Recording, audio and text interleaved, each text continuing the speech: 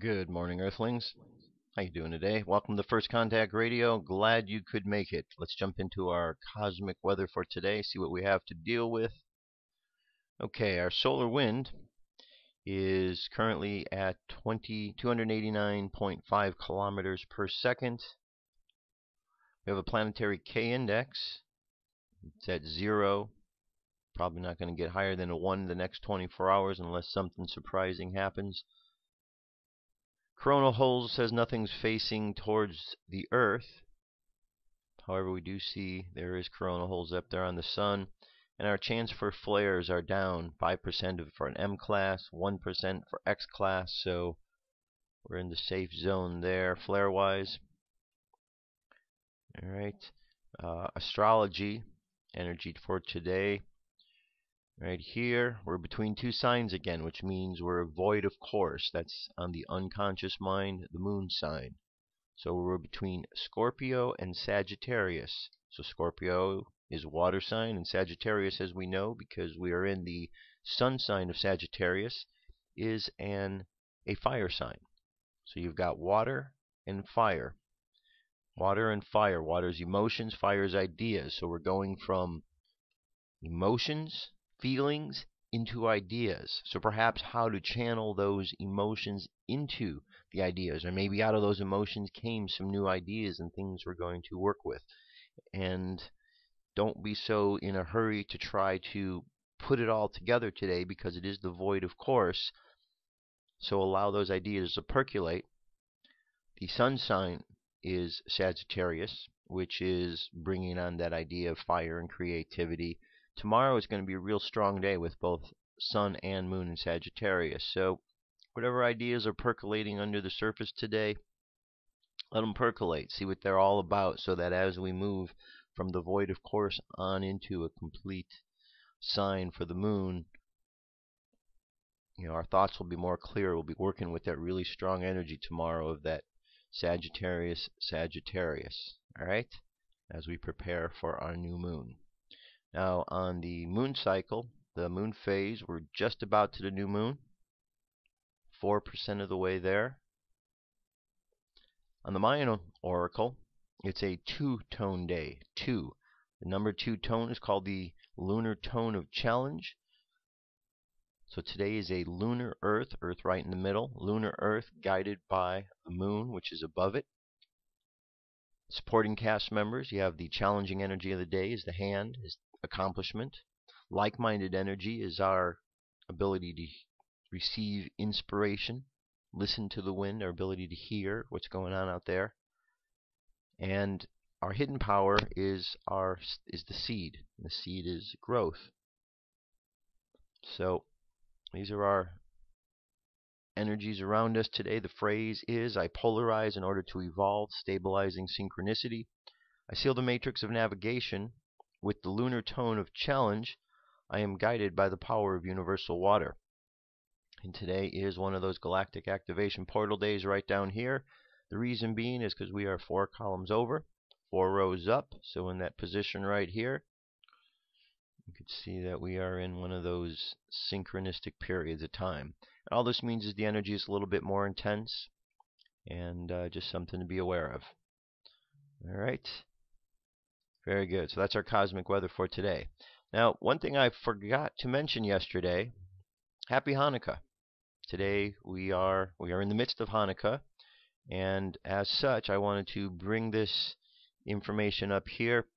This is Shabbat.org, and this is information about today, the 3rd day of Hanukkah. And what I wanted to do is I wanted to go over the power thought for today. Read this as it is. Here it says, Daily Thought. We all know the power of darkness. It is in the news every day. 1,000 times over is the power of light. A busy person stopping to do an act of kindness. A small child reaching up to kiss the mezuzah on the door of the room. A flickering candle for the Shabbat or the Hanukkah. Each of these are bursts of light in the nighttime sky. True, they rarely appear in the daily news, but the darkness of yesterday's news will pass as the shadows of clouds on a windy day. Light endures forever, accumulating with every flash until no room is left for darkness to hide. So very good. So happy Hanukkah for all of those who are celebrating today. Have a great day. And continuing along here, I'm going to continue this interview that I played yesterday of Jose Arguelles. I did a bit yesterday. I'm going to do a bit more today. Very good interview. You know, again, the reason I'm wanting to bring this to your attention about Jose is because not only that one movie I saw, but I'm starting to see out there people are pointing out Jose as someone who brought forth the idea of 2012. But then there are those who are even going further, and they're trying to make him out to be some sort of wacko because he brought this up. Or as an article on Yahoo today is that the whole 2012 vision and what's going on is nothing more than a mushroom trip between Terence McKenna and, you know. So it's kind of crazy, the thoughts that are out there. The funny thing is, what is going on and what Jose and Terence McKenna and the Mayans and the Egyptians and the Hopis, what they all talked about, can be verified by science of what's going on in the planets and the stars right now. So there is something very significant that is taking place that we need to pay attention to. Now, not everyone's going to pay attention to. You hear those people every day in your lives. So we have to learn to be patient with them. You know, you can only show someone the door. You can't drag them through, right? So that's the frustrating part. But people will get it on their own accord. Nonetheless, here is a bit more of the interview of Jose Arguelles with Betsey Lewis. Enjoy. Stage of the harmonic convergence in 1987, we have to surrender to the earth. We have to surrender our ego and our will to a higher vision, and that is really what's going to catalyze the kind of change that is coming in 2012. Absolutely. You know what's kind of interesting?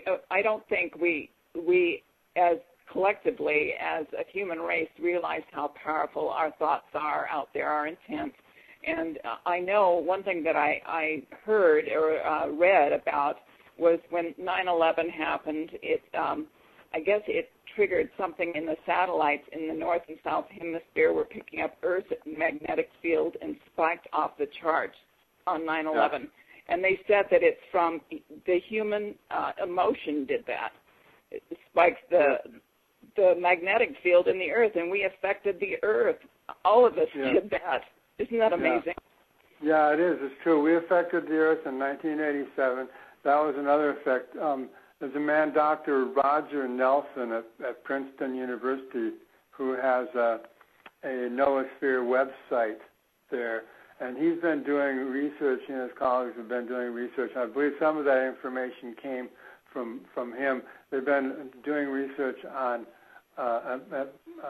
moments where there's some type of collective human response to some event or other, and that they see that when the human mind comes together, the human mind and its emotional body come together and synchronize, they actually, as you pointed out, can actually change the vibrational frequency of the electromagnetic field of the planet. This is something also that Nikola Tesla was acutely aware of, and it's a type of principle or theory that we've been operating with for quite a while. It's basically the theory that we were operating with in the harmonic convergence of 1987. And this is a theory we want to see applied strenuously in 2012. Well, excuse me, I know that they say that in studies that the brain creates electrical and magnetic fields, but the human heart creates electrical fields 100 times greater than the brain and 5,000 times magnetically than the brain. So, you know, it's just incredible what we can do. And another event I think that was triggered was Apollo 13, when everybody came together and said prayers for those astronauts and the miracle that happened. So we can create that again. We can create peace on Earth. We can create so many things, good things on Earth, if we just work together, right, Jose? And that, I know that's what you're doing. Yeah, it's the hardest thing in the world is to get humans to unify. You have to find the right points. You know, I mean, you can get them. So like I said, it was kind of a miracle that the harmonic convergence pulled off the way it did, just to get that many human beings around the world to unify. A lot of people didn't even know why they were doing it. They just knew they had to do it. Sure. So I think that everyone's now aware of this signal, this what I call this signal called 2012. People are waking up to it, and because of Roland Emmerich's movie, now it's like a mass consciousness, a really mass mind, mass media type of buzzword. And so people, as we get to that 2012 point, people are going to be really deeply wondering, and I think it's going to be really important to be putting out the call for positive thoughts and gatherings of people to be together with their hearts and their minds with the earth, and know that they are synchronized with many, many, many hundreds and thousands and millions of other groups and people who are doing the same thing. Synchronizing our hearts and our minds in specific moments in time is the way that we signal the higher intelligence that is monitoring our operations on the earth, and it's also how we begin to create a new resonant harmonic mind wave that creates a shift of consciousness, which is really the only thing that's going to change things. Right, absolutely.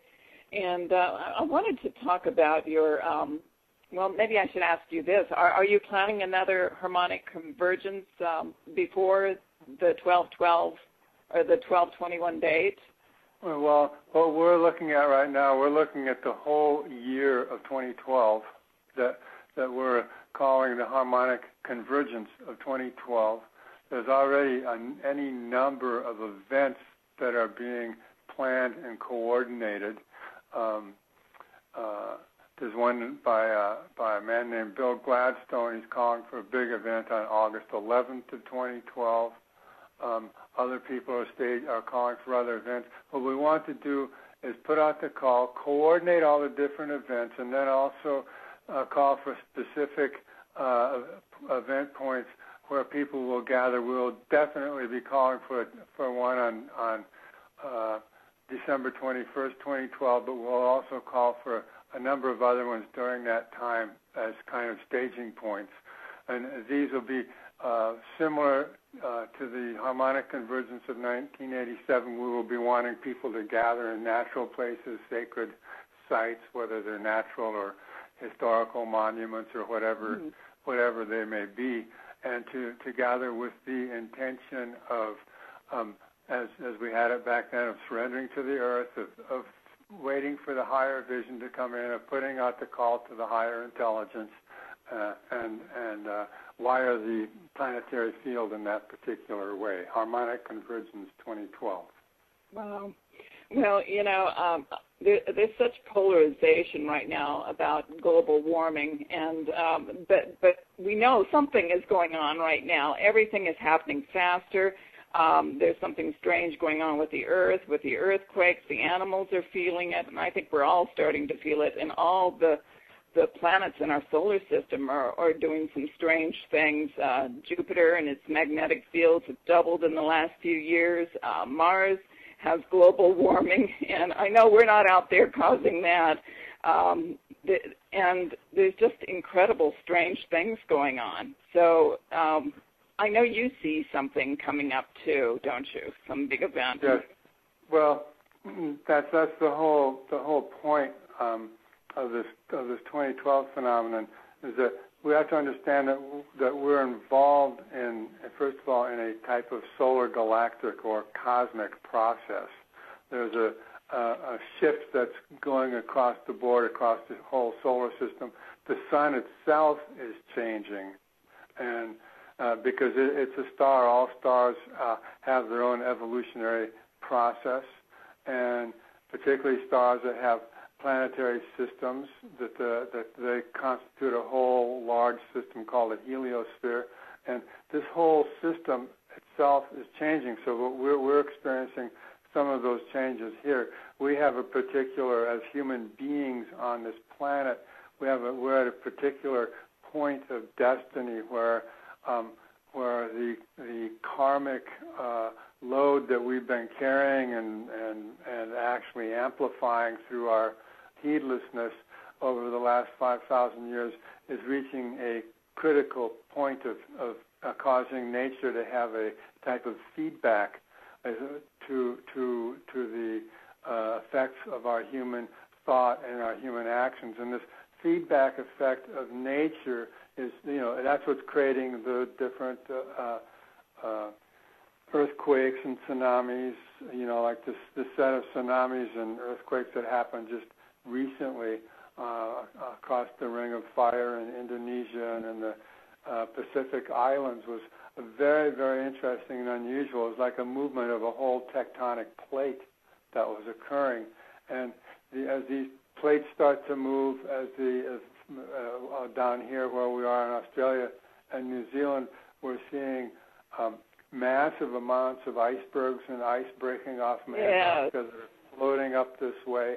So, anyone who thinks that nothing is going on really should remove their blinders, because obviously something is going on. 60 years ago, our human population was 3 billion, and now it's 6 going on 7 billion. That kind of increase is exponential. The increase of the global warming since 1997 is now going straight up compared to the gradual way it has been. And you see that everybody at Copenhagen is bickering about that, whether we should allow the Earth's temperature to increase 1.5 degrees centigrade or 2 degrees centigrade. Well, I look at that and say, do they really think if it increases to 2 degrees centigrade that then they can stop it? Yeah, right. Oh, gee. Well, we were just talking about animals, and I know that the whales, they say recently, I guess in the last 8 years, they're singing in deeper voices. And it's happening all over in the oceans, on this planet, everywhere. And the scientists are baffled. They don't know why they're doing this. Do they know something? Are they picking up what's going on? I'm sure they do. Yeah. They're feeling the Earth. Yeah, they are, especially with the whales and the dolphins who operate by resonant communication fields.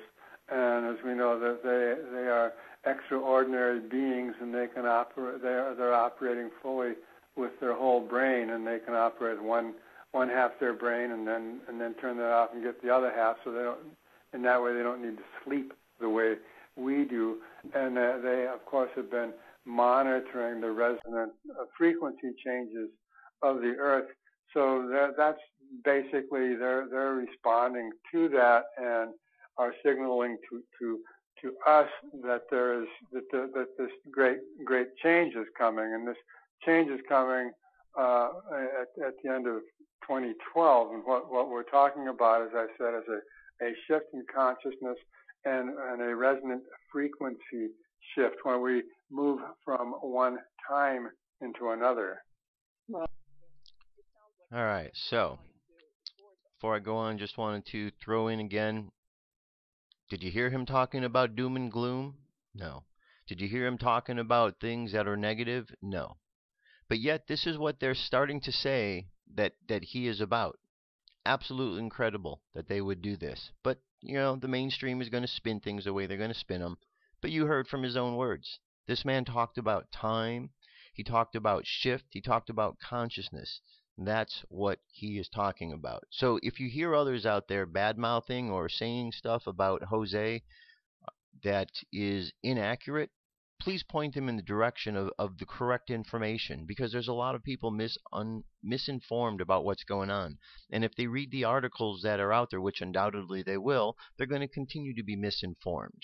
So it's important that all of you who are watching and are hearing firsthand from this man, knowing what he's about, to help others. That's what we need to do. The world's been dumbed down. We need to help raise that up a bit.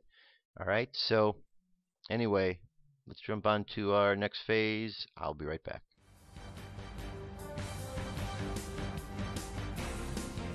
This is the UFO News with Joshua Poet. All right, this is the UFO News, and today I have 5 stories. First one comes to us from Lázaro Cárdenas, Mexico on the 1st. Now look at this. That's a whole lot of ships up there. It's a big crowd, isn't it? Big crowd of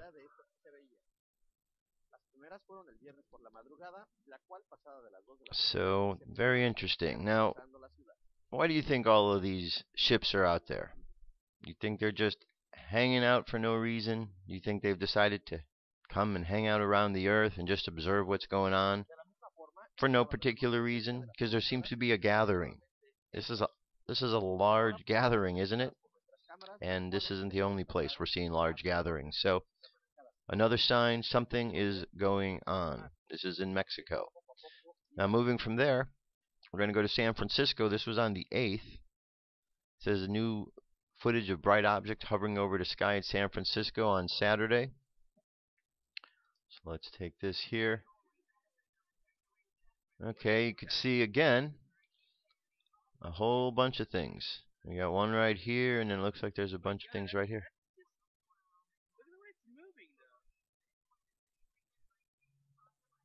See?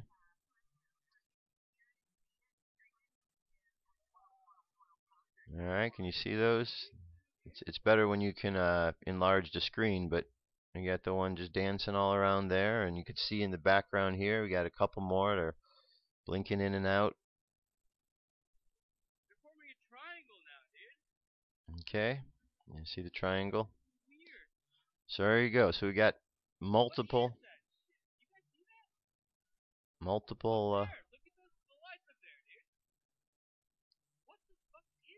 Alright, so moving around off from San Francisco, we're going to go to Australia now. And here we've got one of the big Hercules planes. And look at this. Little old UFO flying alongside of it. My friend Paul captured this military plane with the iPhone 4 over Riverstone suburb in Australia. You take first shot, one photo, surging in large spheres. Okay. So this is an 11-minute long video. We're not going to play 11 minutes. But the video link will be available, and here we go. So we've got something following this. So is this a UFO? Is this maybe a drone? If it's not a UFO, you know, it's very interesting indeed what that might be. Okay. So check this video out. Give it a good analysis. See what you think it is. Moving on from there, we're going to Kentucky. And we've got this UFO spotted over Kentucky here. Very interesting looking object.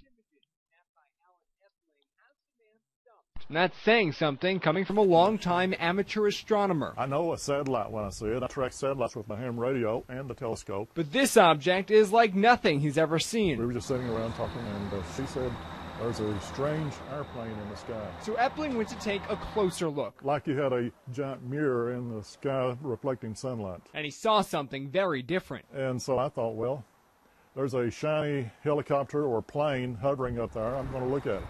I got my binoculars out, and when I looked through the binoculars, I was stunned. This was no helicopter, and this was no plane. And in fact, this is what... Alright, so very interesting, and that is over Kentucky. And the next one here, this is a video.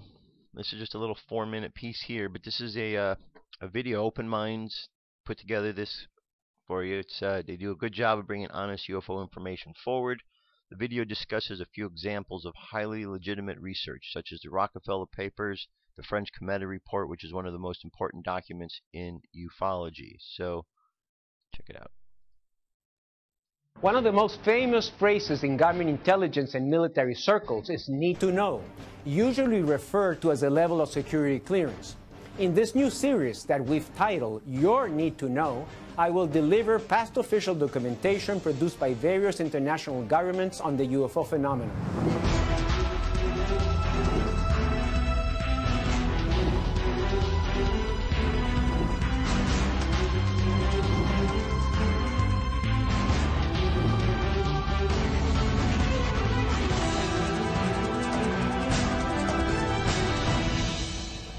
With the current increased interest in UFOs, much of the population has become familiar with many of the stories of crashes and sightings throughout the world in the past 70 years.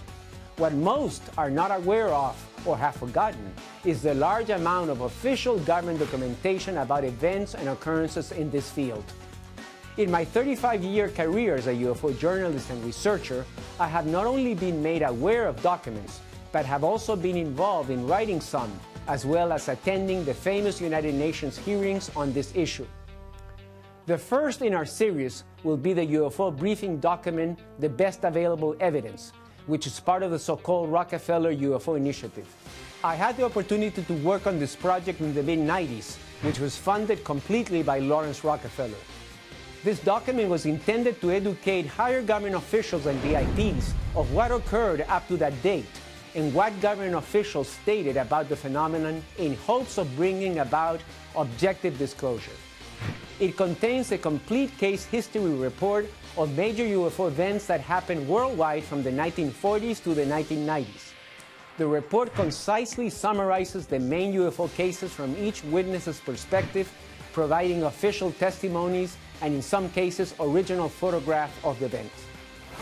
The report goes on to give a thorough analysis of the major U.S. government-funded studies that took place, starting with Project Sign, how it transformed into Project Grudge, and finally Project Blue Book.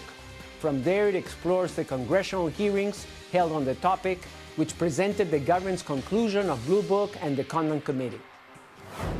Given the global nature of this phenomenon, it was prudent to include major international agreements and resolutions on the topic. This includes an unidentified objects clause in the bilateral USA-USSR agreement to reduce the risk of nuclear war, how the country of Grenada lobbied to recognize the issue in the United Nations, and the European Parliament's report on the phenomenon. Further, it goes on to give more in-depth quoted testimony from prominent worldwide government and military officials, scientists, and astronauts. Some of the quotes include General Douglas MacArthur, who was quoted in the New York Times, quote, "Because of the developments of science, all the countries on Earth will have to unite to survive and to make a common front against attack by people from other planets. The politics of the future will be cosmic or interplanetary." President Harry Truman said at the time of his presidency, quote, "I can assure you that flying saucers, given that they exist, are not constructed by any power on Earth." Prime Minister Sir Winston Churchill, who asked to be thoroughly briefed on the topic, said, quote, "What does all this stuff about flying saucers amount to? What can it mean? What is the truth?" The impact of the UFO briefing document was limited in political terms. More people were interested in the fact that Lawrence Rockefeller had sponsored it than in the content inside. Internationally, though, France was an exception. This document led to the production of the French Comita report, which is arguably one of the most persuasive documents ever published regarding the UFO phenomenon. If you're interested in reading UFO briefing document, The Best Available Evidence, you can download a PDF from our website at openminds.tv. I will continue to bring you reports of major documents that exist in ufology. Up next will be the French Cometa report. What if our government was responsible for some of the greatest crimes against this nation? Would you really want to know? These are big questions, but these questions deserve answers. It's time to demand the truth. People shouldn't be afraid of their governments. Governments should be afraid. All right, continuing along. So, next up, this is the weekly report from Dr. Ron Paul. Always good insight. Let's listen. Ron Paul with your weekly update for December 10th. Earlier this month, we learned that the Obama administration is significantly expanding the number of covert defense intelligence agency agents overseas. From just a few hundred DIA agents overseas today, the administration intends to eventually deploy some 1,600 covert agents. The nature of their work will also shift away from intelligence collection and more toward covert actions. This move signals a major change in how the administration intends to conduct military and paramilitary operations overseas. Unfortunately, it is not a shift toward peace, but rather to an even more deadly and disturbing phase in the war on terror. Surely attacks on foreign countries will increase as a result of this move, but more and more the strikes will take place under cover of darkness and outside the knowledge of Congress or the American people. The move also represents a further blurring of the lines between the military and intelligence services, with the CIA becoming more like a secret military unto itself. This is a very troubling development. In 2010, I said in a speech that there had been a CIA coup in this country. The CIA runs the military, the drone program, and they are in drug trafficking. The CIA is a secretive government all of its own. With this new expanded defense intelligence agencies present overseas, it will be even worse. Because the DIA is operationally under control of the Pentagon, direct congressional oversight of the program will be more difficult. Perhaps this is as intended. The CIA will be training the DIA in its facilities to conduct operations overseas. Much of this will include developing targeted data for the President's expanding drone warfare program. Already, the President has demonstrated his preference for even more drone attacks overseas. In Pakistan, for example, President Obama has, in his first 4 years, authorized 6 times more drone strikes than under all 8 years of the Bush administration. Nearly 3,000 individuals have been killed by these drones, many of those non-combatants. President Obama said recently of Israel's strikes against the Palestinians in Gaza, quote, "No country on earth would tolerate missiles raining down on its citizens from outside its borders," close quote. This announcement by the administration amounts to precisely that. The U.S. intends to rain down ever more missiles on citizens overseas. I believe what the President says about Israel is true everywhere. So what about those overseas who live in fear of our raining down missiles? How will they feel about the United States? Is it not possible that we may be inviting more blowback by expanding the covert war overseas? Does that make us safer? An exhaustive study earlier this year by Stanford and New York University law schools found that the U.S. drone strikes on Pakistan are damaging and counterproductive, potentially creating more terrorists than they kill. Its recommendations of a radical reappraisal of the program obviously fell on deaf ears in the administration. Thousands of new DIA spies are to be hired and placed undercover alongside their CIA counterparts to help foment even more covert wars and coups in foreign lands. Congress is silent. Where will it all end? Thanks for calling this update. A new update is placed on this number, 888-322-1414, every Monday. The written text can be found on my website, www.house.gov/Paul, under the heading Texas Straight Talk. Thanks for calling. All right. Good advice, good info from Dr. Paul. Be interesting to see where he's going with everything after he leaves office. All right, so here we are. We are now 10 days away from the closing of this cycle before we begin the new cycle. And there's a lot of different things going on in the world. This is one of them.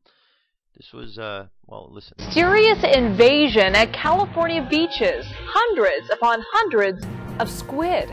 Good evening, I'm Elizabeth Cook. And I'm Ken Bastida. Now, they washed up all of a sudden along a 12-mile stretch of beach. CBS 5 reporter Kit Doe on the theory about where all that squid came from and how people have been out there trying to save them.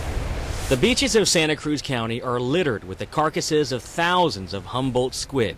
They've stranded themselves from Aptos to Watsonville, a span of 12 miles. You just see them essentially killing themselves, and it's just really weird to see it. It happened yesterday during high tide. Some people actually tried to put them back in the water, but researcher Hannah Rosen says the deep water creatures swam right back to shore. They don't see the shore very often, so it might just be that they don't understand what's going on around them, and they're just trying to get away and don't realize that if they swim towards the shore, they're going to run out of water eventually. They're juveniles, both male and female, about 1.5 feet long, weighing roughly 3 pounds. They had full stomachs, having feasted on smaller market squid. A few had also cannibalized each other, which is normal. To be honest, researchers have no idea why this is happening, but they think it's because the squid have eaten toxic algae. It's possible that the squid are ingesting either these neurotoxins or they're getting it through their food, and that could be causing them to be disoriented and swim onto the beach. Humboldt squid haven't been in the Monterey Bay for a few years. Scientists believe El Nino weather patterns may have drawn them to the cooler waters of Northern California. This is the third stranding in 6 weeks. It's really an exploratory time for us, so we're learning more about what causes these strandings and whether or not we should be worried about them or if it's just a natural part of the squid cycle. And Aptos, Kit Doe, CBS 5. All right, just another one of those pieces to fit into the puzzle, right? Another one of the things, remember last year there were, or was it earlier this year, there were, what, thousands of dolphins which had died, and now we got squids, and then we've got birds. I mean, there's a lot of animal deaths that have taken place. So when there's a big animal death like this, I don't personally think that it's just something you could write off as saying, oh, they ate something bad and they got disoriented. I think we have to look at a bigger picture. I think we have to see how these things are fitting into the time that we're in. Now, here's another one of these bits of information.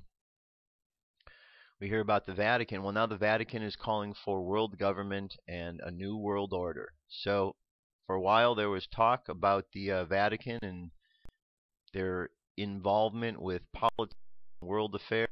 Here we go. Pope Benedict the 16th has called for the establishment of world government and a new world order. In a speech made at the Pontifical Council for Justice and Peace on Monday, December 3rd, the Pope called for the construction of a world community with corresponding authority to serve the common good of the human family.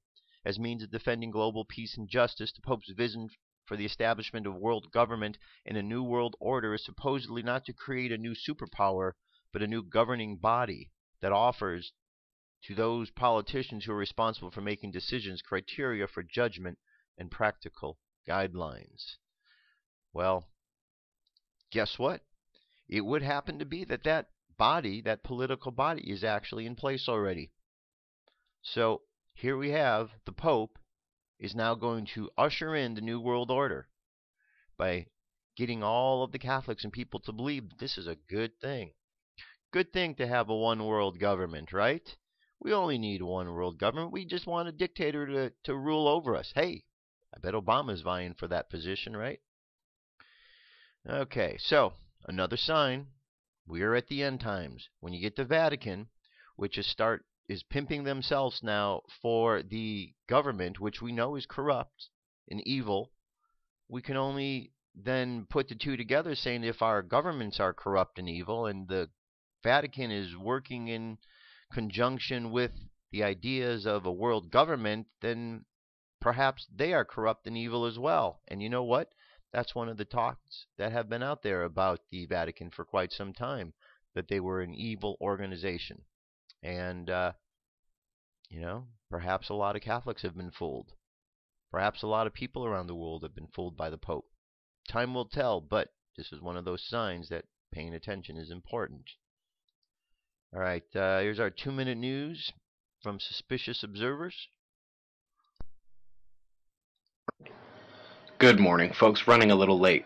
This is that comet that had some of you freaked out. It's Comet C-2012 V4, and it is nowhere near the Earth. When I tilt this here, you can see it lines up with the Earth, and I've got the JPL diagram positioned so that if you extend that line towards us to cross Earth's orbit on this side, that's where the Stereo B spacecraft is. So despite the fact that this thing is farther away from Earth than the Sun, because of the positioning, it did appear to be coming right at Earth as it crossed the line of sight. Had a 7-pointer yesterday in the Banda Sea of Indonesia. Also had a 6-pointer in the Molucca Sea and a very unusual tremor in northern Canada. Had a nuclear reactor shut down due to low water levels. Southern Europe is taking severe rainfall. Here's the last 24 hours. You should be able to see the remaining cyclonic low over Greece while a new one invades from the Atlantic. South Indian Ocean. Cyclone Claudia not doing much dangerous. However, see how far the tail comes east? That's actually what is affecting Western Australia at the moment. Thunderstorm watches continue while New Zealand should be enjoying some nicer weather. Snowfall totals piling up due to Winter Storm Caesar, but the southern effect zone is not to be left out. High winds, flooding, and tornadoes were present as the convergence swept across the southeast. Pressure map shows all low pressure up north. There is another system coming in from the North Pacific, and the wind map shows all wind headed for those lows, which should warm us up a bit. It'll be welcome after that last low brought cold Canadian air all the way to Guatemala. Yikes. Cosmic rays are elevated again, but no higher than they were yesterday. Solar wind speed dropping near 300 kilometers per second, which is that line of extreme low. Density is a bit elevated, however. If you can get out this morning before sunrise, the moon is conjoining Venus and Mercury today. 2 days from now, it will swing in for a new moon 9 hours after making its monthly close approach to the Earth. If the active regions of focus look smaller than they did yesterday, they are. They went into decay right after the news and are losing danger. Had a little plasma filament pop off the southeastern limb, not coming at Earth. Got a corona hole up north and down south. Let's hope we've got the quakes out of our system. Eyes open. No fear. It's 6:40 a.m. Eastern Time, and that's the news. Be safe, everyone. All right, very good. Good report. Thanks, Suspicious Observer. All right, so another one of the signs that we are in some times. Okay, remember this quote here? This is from Book of Revelation, chapter 16, verse 4. And the third angel poured out his vial upon the rivers and fountains of water, and they became like blood. Well, strangely enough, that's what is happening on the planet in different areas. Water is turning blood red. So this is a 6-minute compilation of such things. I'm going to just jump through so you could see some of these different images here. This isn't just one river or one lake or one body of water. These are multiple bodies of water. There's another one.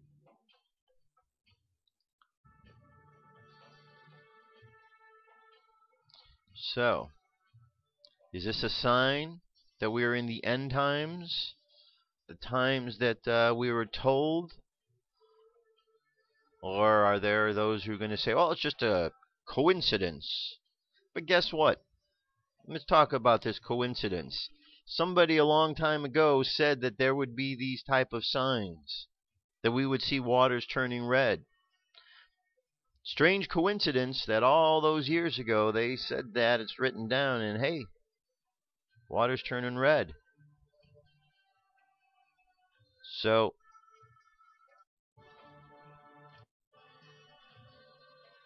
all right. So again, another one of the signs that there is something going on that we need to pay attention to. Something going on that we need to pay attention to. All right. So the video's there. It's 6 minutes long. I'm going to leave that for you. All right. A couple more pieces here. Terence McKenna, Time Wave Zero. Talked about Time Wave Zero, which was a graph that he discovered while researching the I Ching. Ran some mathematical calculations, ended up coming out with this graph that showed the difference between habits and novelty, things that happen on a regular basis, and a novelty, which are new events. And according to this graph, which starts at one end and gets smaller and smaller and smaller as it gets smaller, the newer events become less and less, all the way until it comes to one big brand new event. Strangely enough, That brand new event happens to be on December 21st, 2012. Yet another one of the pieces of the puzzle.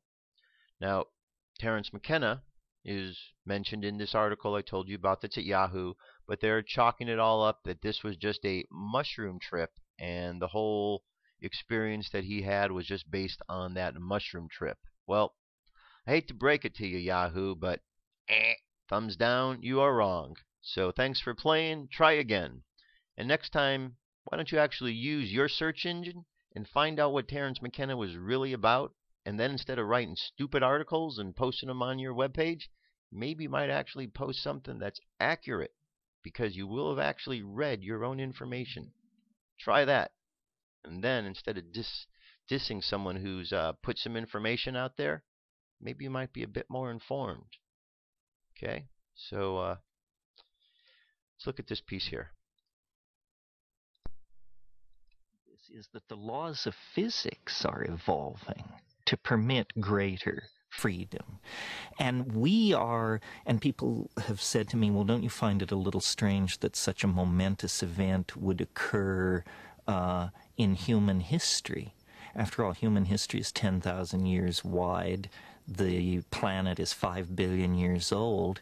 Pretty unusual coincidence that human history would be happening when this cosmic event happens. No, that's completely wrong. Human history is being caused by the nearby presence of this event.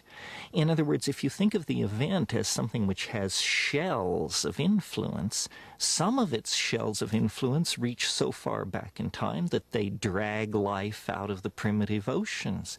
Some of its shells of influence reach so far back in time that they define the emergence of the hominid line out of the higher primates.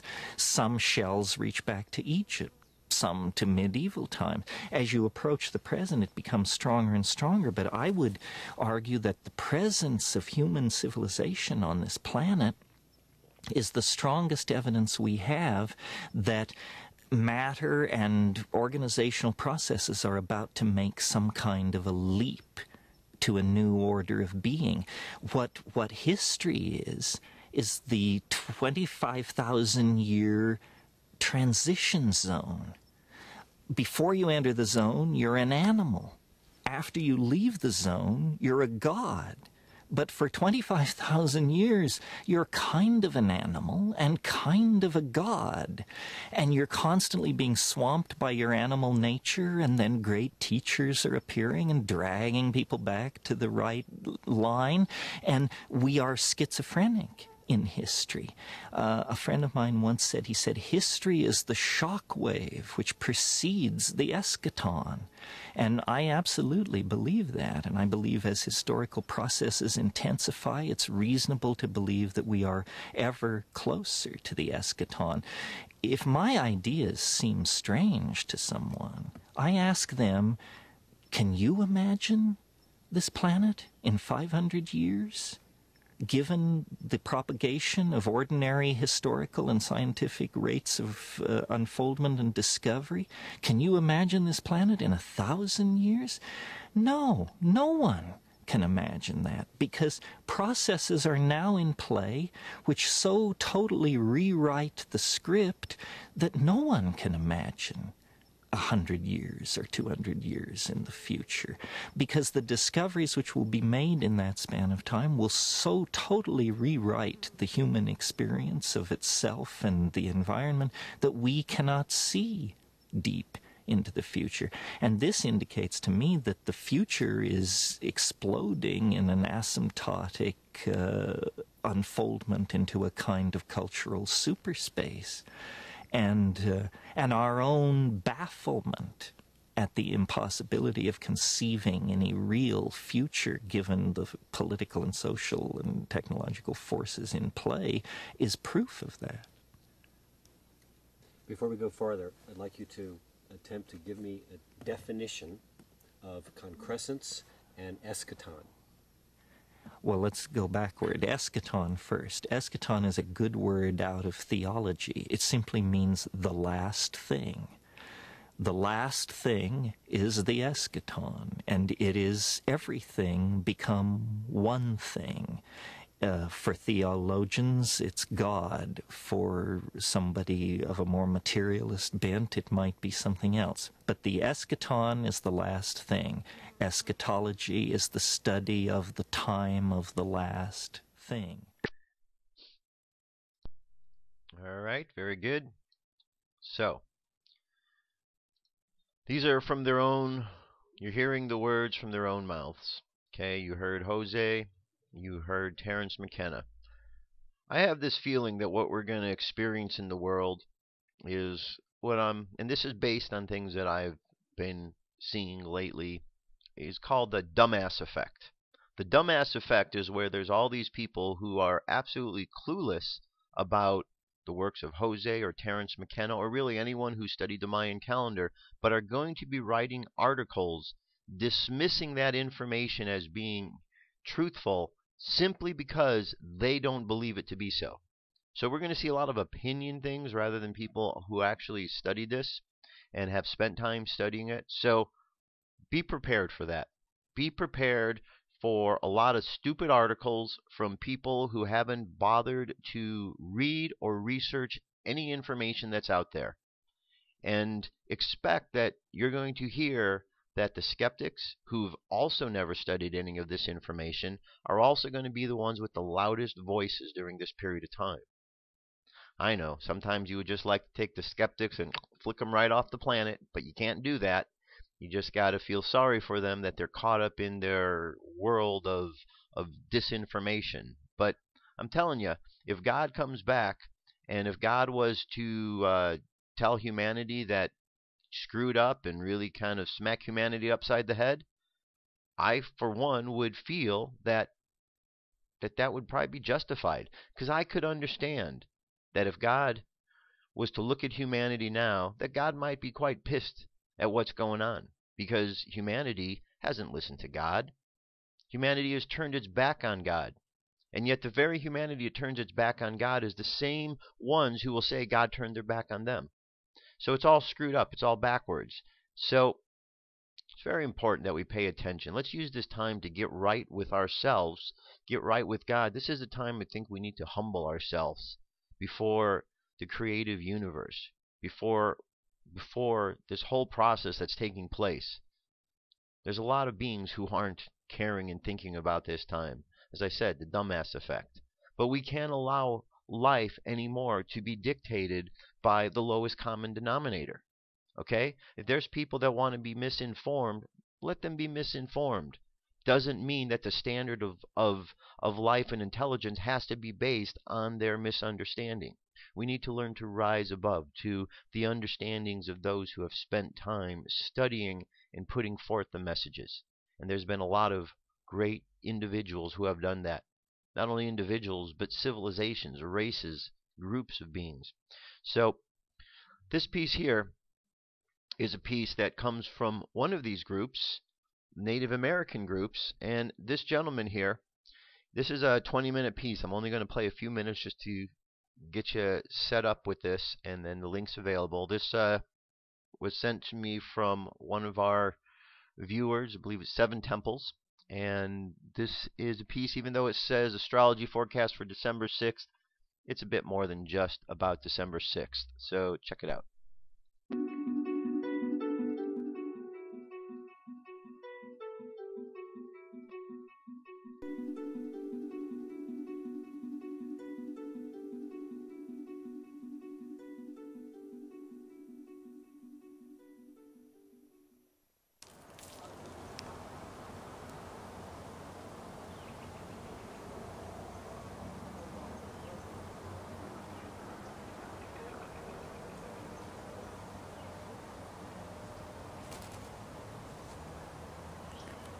Here we are at Spring Lake, and the birds are in the trees and flying in the water.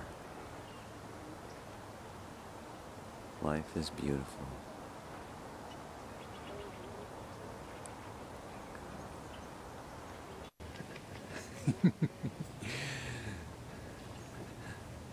Aloha, this is K Pacha with the weekly Pele report, and this one is for December 6th. Sorry, day late. It's Thursday, December 6th of 2012. I'm in Northern California here. It's not quite the outside wilderness or anything. Got to wear a jacket and everything. I am giving some workshops, one up in Mount Shasta in January, second week, and then I'm doing another one in Auburn by Nevada City, Northern California. If you're around that area, it would be great to see you. But let's look at what's going on today. And this week, it's very, you know, lots of things going on here. I talked last week, and I think in the week before, with this whole eclipse season that we're really between this eclipse season that was going on in late November, and there's the finger of God, the Yod that I talked about last week, okay, is still in effect, and it's going to be in effect until December 21st and 22nd and 23rd, and even a little bit beyond that. And this is this Jupiter Lilith in aspect to Saturn in Scorpio and Pluto over there in Capricorn, creating this Yod. And we just have a host of characters passing through Sagittarius, opposite Jupiter last week, the Sun. Okay, then we're going to have Mercury come by that same 8-degree point. Then we're going to have Venus come by that same 8-degree point.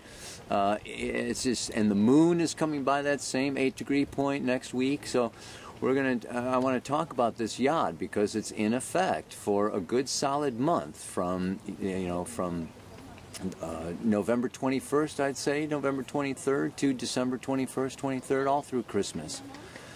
And it's, it's really powerful. The finger of God, it's like the finger of fate, I think, is another calling for it. But let's just really look at what this is about. This could be a long report, and there's just so much to say. Okay, let's begin with this Pluto square Uranus. They were conjunct in the 60s in Virgo. Now we're coming around to the Pluto square. It's been in effect this whole year, and it's going to be in effect for the next 2 years till the end of 2014. And this is Uranus breaking free, breaking out from the grip of Pluto. And that Uranus is around now in the sign of Aries. Individualization, self-realization, liberation, and freedom of the self, of the individual, Aries, of my instincts and my impulses. But Pluto is up there in Capricorn going, ho, ho, ho, now just a minute, youngster. And then his cohort, Saturn, is over there in Scorpio going, you've got some karma to clear. This is karma clearing time. We are closing up. We're finishing the fourth world. We're about to enter the fifth world. We're closing the Mayan calendar. This is a huge turning point. And that huge turning point is a closure of one cycle, the beginning of a whole new cycle. A 26,000-year cycle, if you want to get into the really big cycles that are going on now. And when it comes to closure, it comes to karma. It comes to what goes around comes around. And it goes around, if you want to move on, you need to release and free and let yourself go from the blocks, the balls and chains, the stuff from the past. So let's look at what it takes to move on, what these laws of karma have to do with, and really deepen it a little bit. The other thing that's going on this weekend, then, of course, is that Mercury is coming by to conjoin with the Moon's nodes. Yes, for the third time. And it came by October 25th. Mercury conjunct the North Node in Scorpio. Thinking, thoughts, Mercury, messenger of the gods. North Node of the Moon, a new destiny. My future path. In Scorpio, a desire to merge, to unite with something bigger, greater beyond me, but conflicting and needing to let go of old stuff that's in the way of that future path. October 25th. Mercury, left brain, thinking, choices, navigating, analyzing, figuring it all out, goes retrograde November 17th. It hits that north node again. So again, steps being made, choices, decisions, ideas coming in, coming through, conversations, with very powerful conversation. All right, I'm going to leave it right there. There's more to this video, but I'm going to let you watch that there. It's like I said, it's 20 minutes long. There's 15 more minutes to go, so check it out. In the meantime, let's jump to our meditation for today to close things out. Let's go ahead and close your eyes. Take a deep breath. Okay. Exhale. Another deep breath. And exhale. Okay. I want you to imagine in your mind's eye, imagine the sun. Imagine the sun in the sky. You see it shining bright.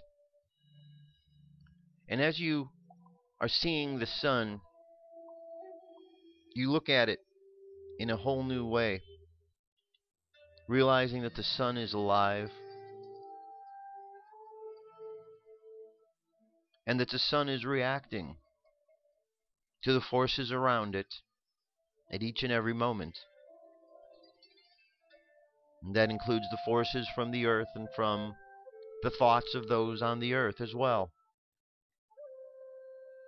And as we realize the living and breathing sun that shines down upon us, we realize that by sending love to the sun, we help to nurture it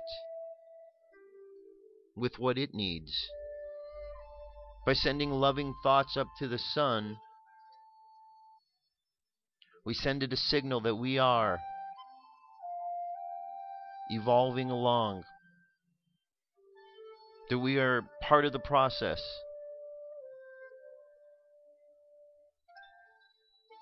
and that being part of the process of change and evolution, the journey becomes much different. And we see ourselves on a boat, and that boat is moving through the cosmos. It leaves the earth and it's traveling. And it travels to the sun. And as it gets closer and closer to the sun, though it feels like the heat from the sun should be melting the boat, overwhelming you, you find that there is no effect at all. And as you move closer to the sun, a door opens. And you enter. And you realize this whole time that the sun is a stargate. All this time, right before our eyes, each and every day.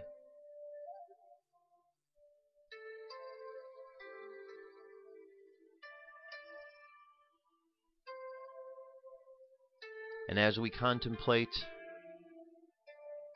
what we see as we pass through the stargate, the colors,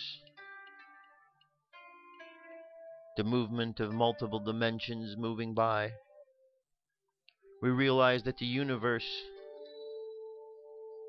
is without end.